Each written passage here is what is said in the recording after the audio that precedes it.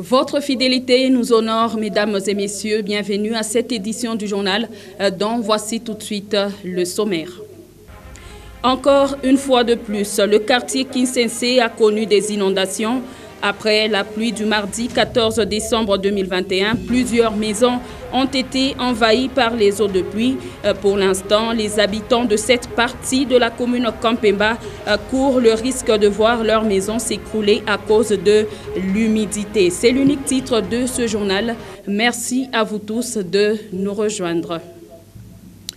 Outre l'aide alimentaire qu'offre le Japon à la RDC dans le cadre des fonds de contrepartie, les investisseurs japonais sont intéressés par les opportunités d'affaires en République démocratique du Congo. Minami Hiro, ambassadeur du Japon à Kinshasa, l'a fait savoir au ministre d'État en charge du plan Christian Mwandosimba Kabulo. On en parle avec Augustin Célestin Mganza et Dieudonné Kaninda.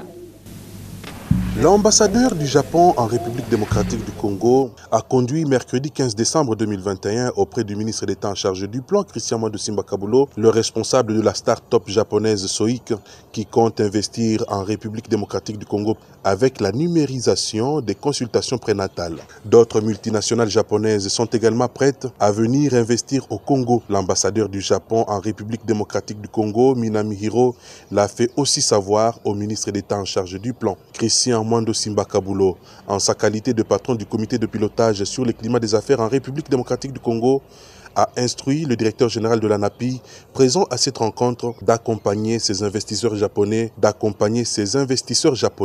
dans les facilités administratives. Les Japonais recommencent à s'installer pour faire des activités économiques. C'est pour cela que j'ai demandé au ministre d'État de faciliter leur travail dans le domaine de l'économie, activité économique. Ministre d'État Nsimba, il a bien compréhensible. C'est pour ça que j'ai demandé à monsieur le ministre d'État de faciliter le travail des sociétés japonaises à travers ANAPI. La reprise de cette coopération est le résultat d'un nouveau leadership imprimé par le président de la République, chef de l'État Félix-Antoine Tshisekedi Tshilombo, qui reste déterminé à faire de la République démocratique du Congo un pays propice aux investisseurs étrangers.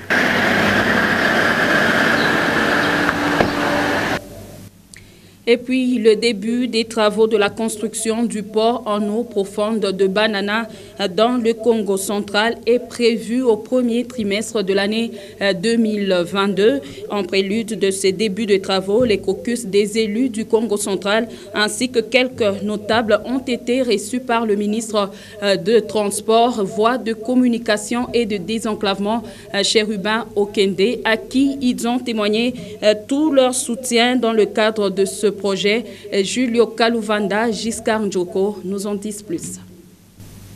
L'appel lancé par le président de la République, Félix-Antoine Tshisekedi Tshilombo, devant les deux chambres du Parlement réunies en congrès et dans l'accompagnement des efforts en ce qui concerne la construction du port en eau profonde des Bananas, n'est pas tombé dans les oreilles des sourds. Le mardi 14 décembre 2021, le ministre des Transports, Voies de communication et des désenclavements, Chérubin Okende Senga, a reçu dans son cabinet de travail les caucus des élus de la province du Congo central, ainsi que quelques notables du coin venus lui témoigner leur indéfectible accompagnement à ce projet. Dans sa communication, le ministre Chérubin Okende a dévoilé aux élus les détails de la convention signée entre la RDC et DP World, dont les débuts des travaux sont annoncés au premier trimestre de l'an 2022. L'exclusivité généralisée du concessionnaire est limitée au trafic de conteneurs. Au départ, l'exclusivité était générale. Aujourd'hui, en vertu des amendements qui ont été portés, cette exclusivité généralisée est limitée juste au trafic de conteneurs. Aussi, le concessionnaire perd son exclusivité s'il n'engage pas les travaux de développement du port dès lors qu'un certain volume de trafic est atteint, ou si après une période de 20 ans, il n'a pas atteint un certain volume et développé la phase 2 du port. Voilà la détermination du chef de l'État. Il m'a même dit de pouvoir communiquer avec vous. Nous voyons l'incidence qui peut être négative si jamais nous ne nous consolidons pas. Des éclairages qui ont permis aux élus nés Congo ainsi qu'aux notables de bien cerner ce projet d'intérêt national, mais surtout qui va booster la province du Congo central. Aujourd'hui, c'est le ministre lui-même qui nous appelait pour communiquer tout un tas d'informations qu'il a sur l'avancement du port en eau profonde.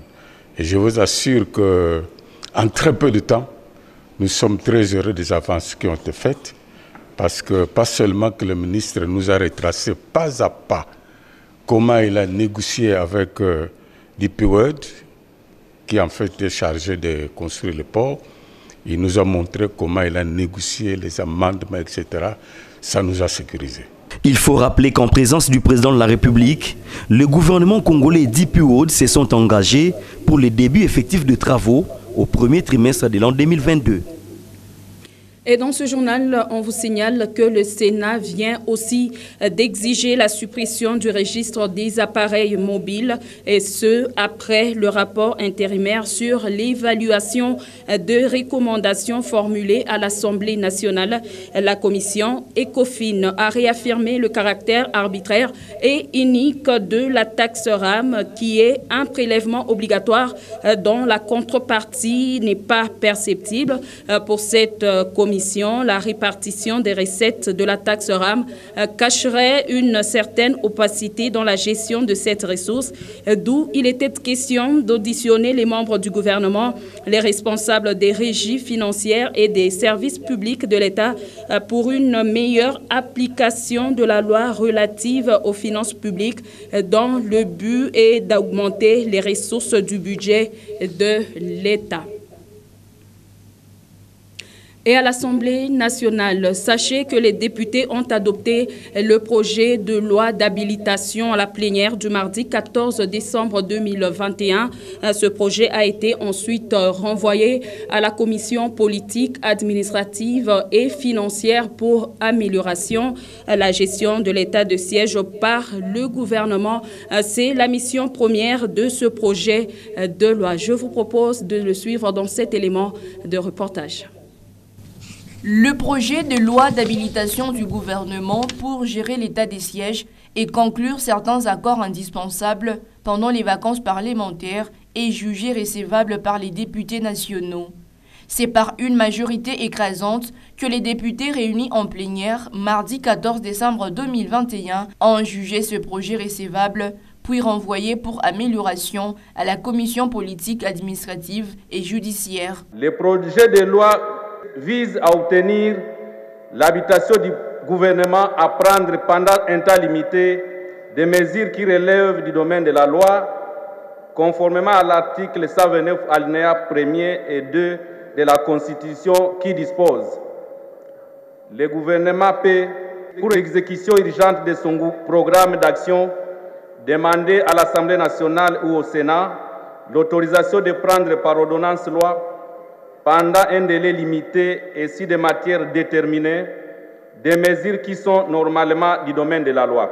Outre la gestion de l'état des sièges, cette loi d'habilitation sollicite également le pouvoir de conclure certains accords précis compte tenu de son caractère urgent et son extrême importance pour la vie de la nation.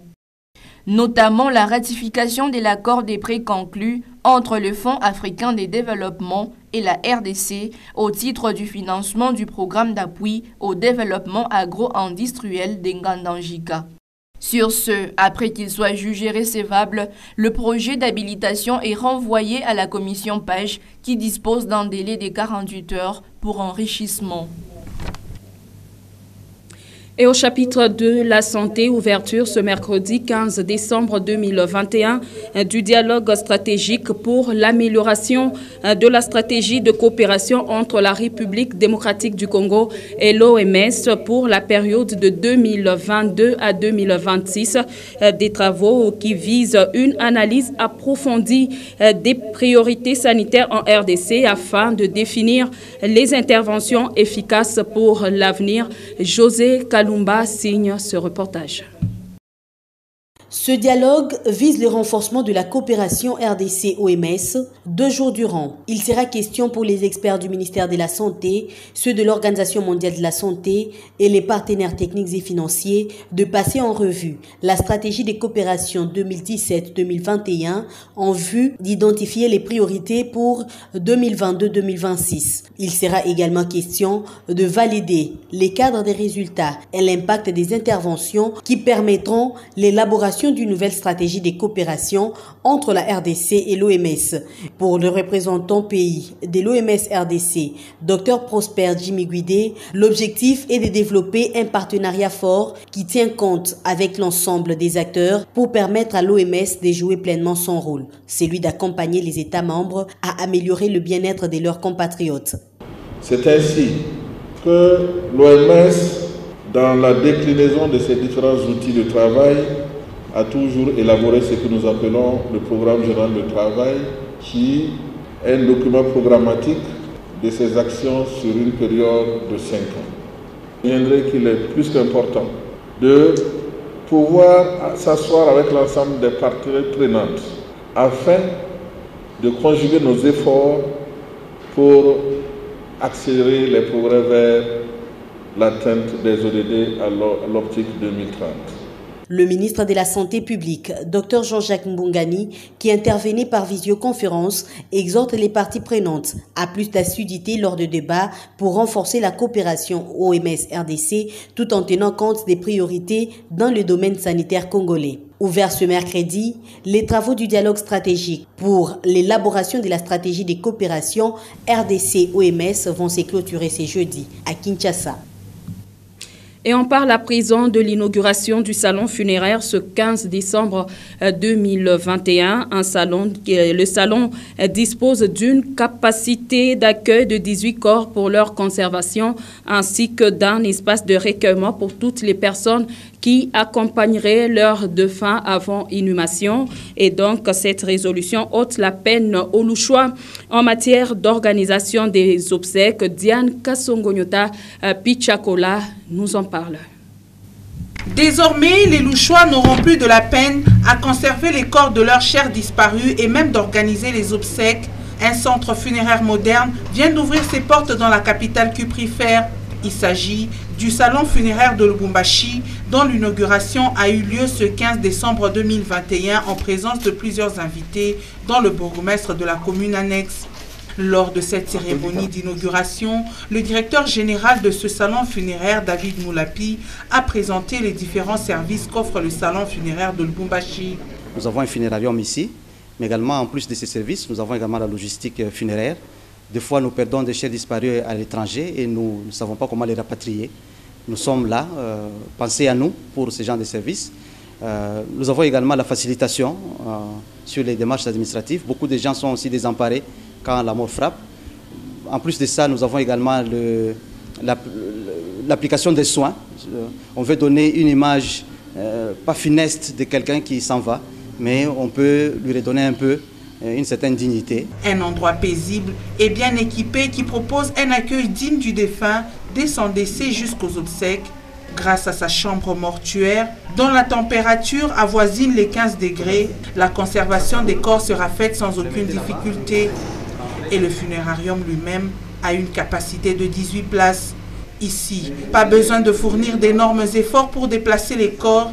Une pompe hydraulique est disponible pour tout besoin et pour des recueillements en toute intimité. Un salon répondant aux normes en la matière est aussi aménagé. Et pour les autres, un hangar est en train de voir le jour. Après la visite du centre funéraire, le bourgmestre Rémi Moussensé a eu des mots justes à l'endroit de ce génie créateur. C'est du premier, hein, je n'ai jamais vu ça. Pour moi, c'est du nouveau. Hein, donc, avoir une maison funéraire comme celle-ci, en tout cas, ça nous encourage. Et puis, c'est du boulot, c'est un bon travail. Là. Nous sommes très contents, nous l'encourageons dans tout ce qu'il a fait. Moi, je vais demander à nos frères et sœurs qui perdent l'heure de ne pas traîner le temps. Ils peuvent déjà passer ici, déposer les êtres chers qu'ils nous laissent, parce que toutes les conditions sont réunies ici. Accompagner dignement le défunt est finalement devenu une réalité à Lubumbashi et l'initiateur du salon funéraire n'a pas misé sur les moyens, mais plutôt la satisfaction de tous les Hauts-Katangais. Tunashika mzuri sana. Atanke mbele quartier ya sasa na binti biote ni ya sasa. Vile mnafanyika mwile na amoni iendelee. Tena kuwa tena cimetière. Antuka tunamshukuru sana, mnafaa kitu kimwa kizuri sana kia kukumbuka banduku yetu she bote tutapitia mwinjia, ndio kwa maana tunamshukuru sana.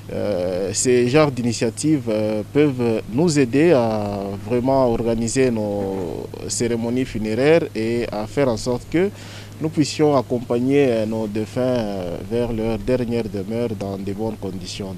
Biendelee tu parce que tunateswaka sana. Mamorge ainako bintu kanyuku kwetu.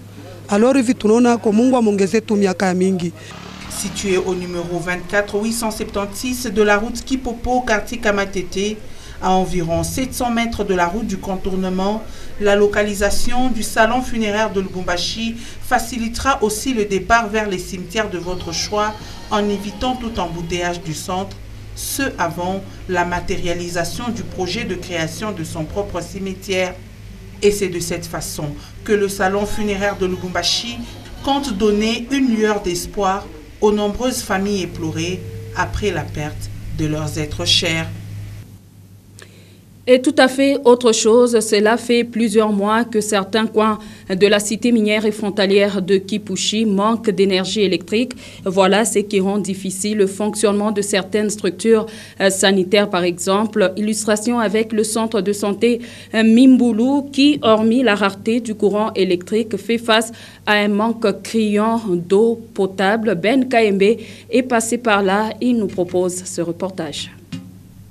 C'est surtout à la maternité de ce centre de santé de référence du village Mimbulu que le manque d'eau potable se fait sentir. Pour le personnel soignant de cette structure sanitaire, située à 15 km de Lubumbashi, difficile de fonctionner sans cette denrée.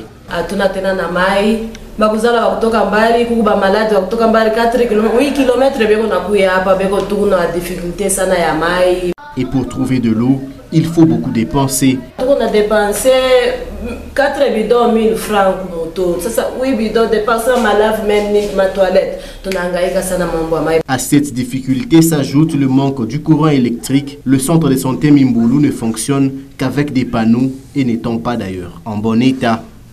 Les cas d'urgence sont traités avec beaucoup de risques, explique le médecin.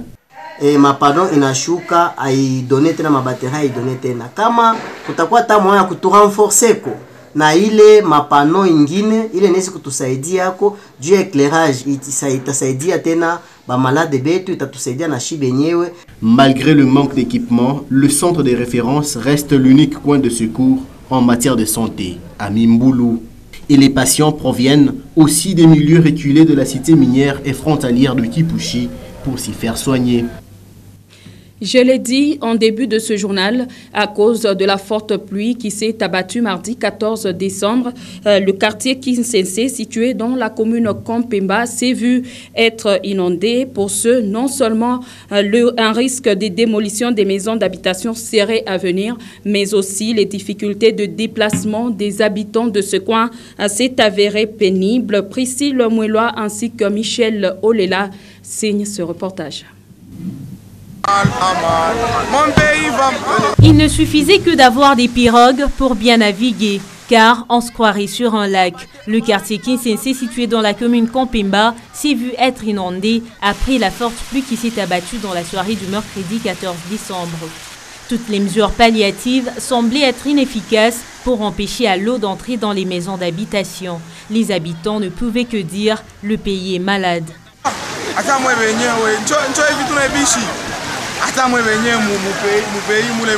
Démocratie, le pouvoir du peuple pour les peuples, par les peuples.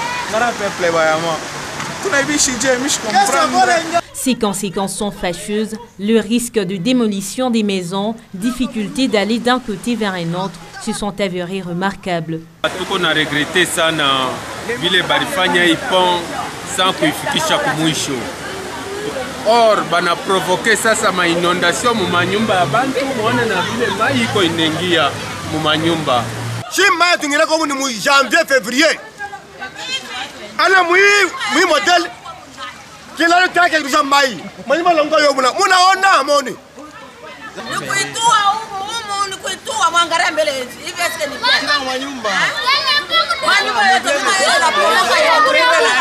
Il a donc fallu retrousser les vêtements pour se déplacer.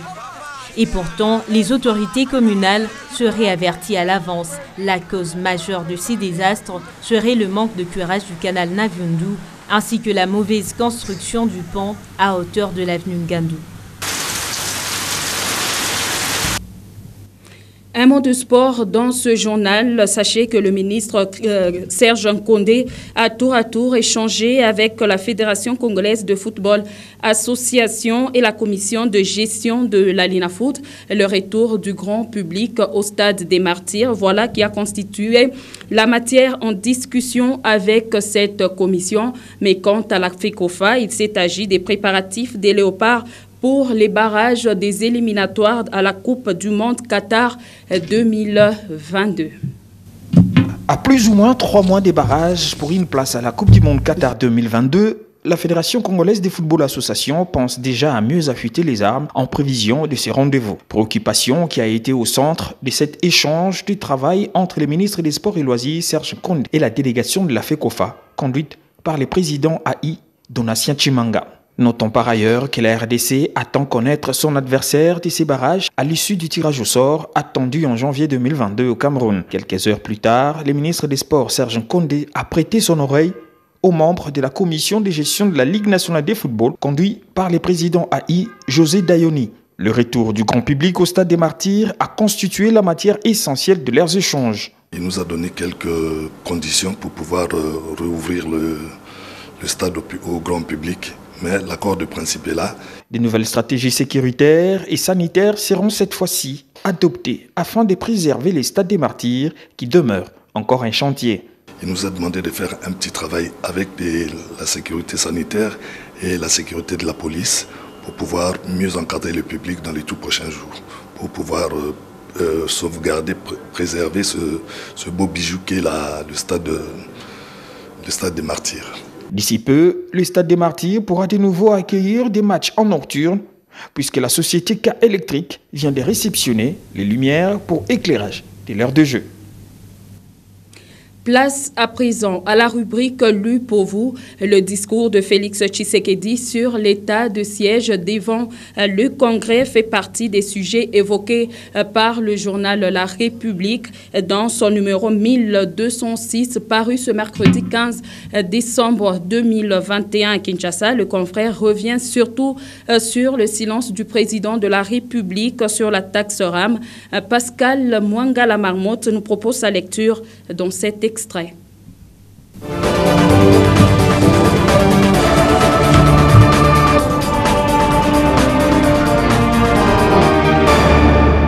Congo, hold up, Moïse Katumbi confond ses détracteurs, s'exclame le journal La République à son numéro 1206, paru à Kinshasa ce mercredi 15 décembre 2021.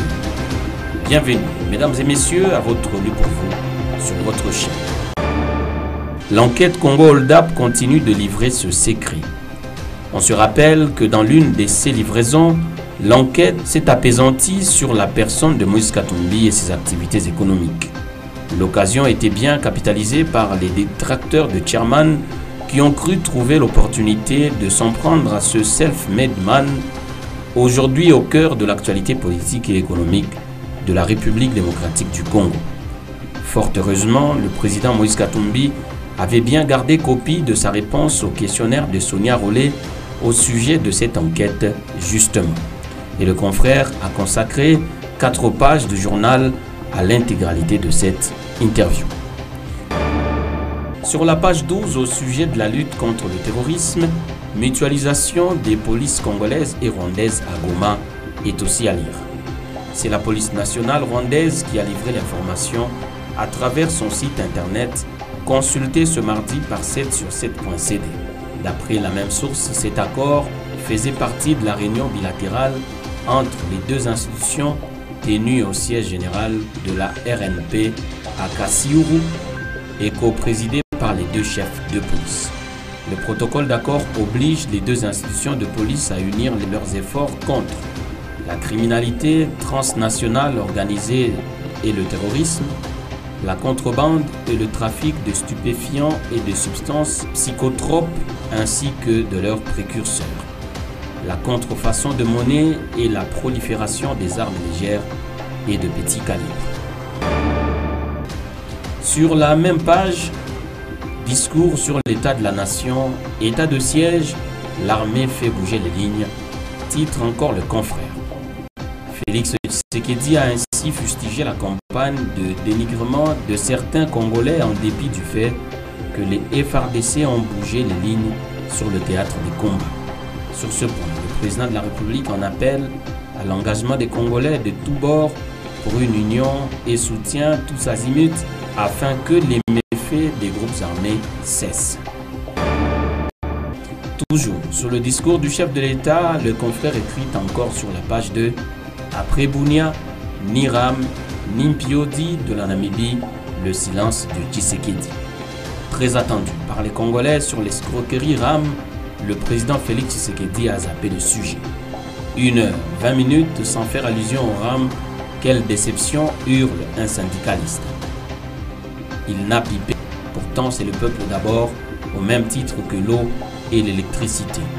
Tout, sauf la mort de Ram, le président est resté dans sa logique de ne pas supprimer cet axe de la honte, fustige un élu, Lamoka. Sport pour finir sur la page 11. Au sujet des sports de combat, Champions Academy a ouvert ses portes à Kinshasa, renseigne le confrère. Initié par Daniel Dibouba Ilunga, septuple champion du monde de kickboxing, cette réalisation située à la station Ma Campagne se veut une structure sportive d'excellence, alliant sport et suivi scolaire pour les jeunes débutants et adultes pratiquant des sports de combat tels que le kickboxing, la boxe, les arts martiaux mixtes, le combat libre, le taekwondo, le self-défense, etc. Et c'est la fin de ce lieu pour vous sur votre chaîne et dont l'intégralité du journal est à retrouver sur www.yota.net.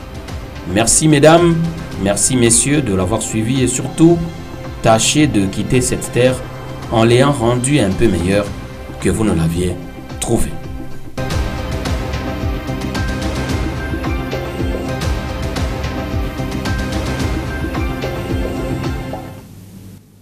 Voilà qui met fin à cette édition du journal, mesdames et messieurs. À vous tous, je dis mille merci d'avoir été de nôtres. Un plaisir de vous informer. Excellente suite de nos programmes.